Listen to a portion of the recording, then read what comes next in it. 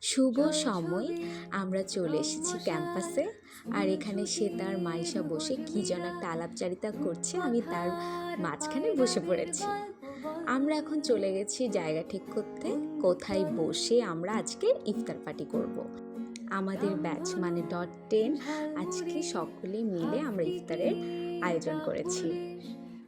এখানে মাইশা শুরু করে দিয়েছে ইফতারের প্রস্তুতি। এখন সকলকে শরবত দেওয়া হচ্ছে, খেজুর দিয়ে দেওয়া হয়েছে।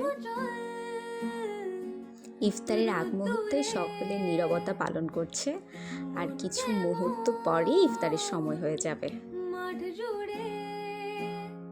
রোজা শুরু হলেই আমরা ঠিক করি যে আমরা একসঙ্গে একটা দিন ইফতার পার্টি করব। সে করতে করতে আজ সেটা হয়েও গেল। .10 ভালো স্মৃতিতে আজকের মুহূর্তটাও যুক্ত হলো। দারুণ একটা সময় কাটিয়েছি আমরা সকলে মিলে। আজ এতটুকুই, টাটা।